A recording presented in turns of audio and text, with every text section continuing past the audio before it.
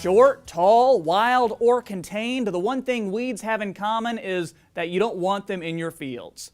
And with a multitude of different varieties in Nebraska, weeds are a big deal for lots of people. That was evident by the large turnout at the recent Nebraska Extension Weed Science School. Market Journal's Maddie McIntosh was there and has this report. Every farmer's dream is to see their fields blooming with the seeds they sowed. In reality, alongside the crops, there will most likely be some unwanted weeds sprouting throughout the season. In order to prevent these weeds from becoming a problem, producers need to know how to manage them. That's where Amit Jala's Weed School comes in. Today we have organized Nebraska Extension Weed Science School. It's a one-day seminar to deliver message about number of topics in weed science. For example, how to control glyphosate-resistant weeds, plus how to reduce off-target dicamba by injury issues, and some other interesting topics. The Weed School, held at the Eastern Nebraska Research and Extension Center near Mead, featured many speakers who gave presentations on a variety of subjects, from research to industry-related practices.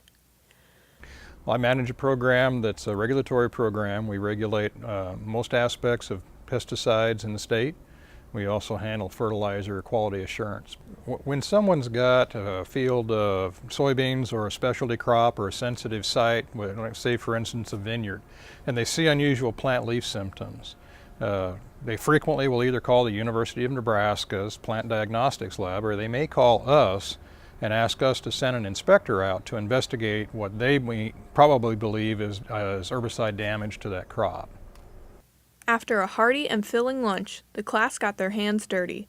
With a piece of paper and a pen, they took turns identifying a variety of weed species so they'd know what to look for in their fields.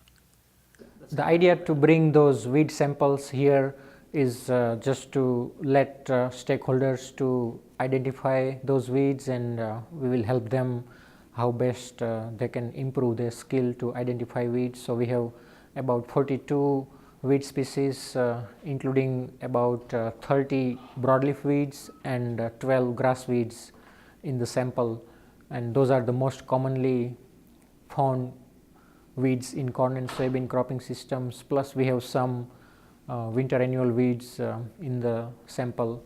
So our idea is you have to know your weed better if you want to control them better. At the end of the day, participants walked away with not only more weed knowledge, but sources they could go to with questions as well.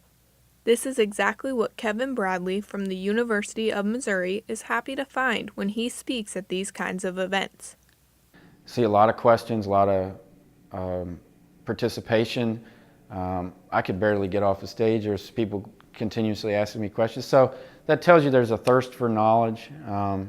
And we certainly want to, I mean, that's what our job is, right? I mean, like, that's why I do what I do. I want people to ask questions and to get the knowledge that we've gathered out in the field. And so extending those research-based results to the clientele, this is the best avenue for that to happen. And everybody's crunched for time and everything, but these people here today have said, you know what, even in the midst of harvest and everything else I got going on, this is worth it to me to come here because I'm going to get something out of it. Otherwise, he wouldn't be here. So that speaks volumes. Reporting for Market Journal, I'm Maddie McIntosh.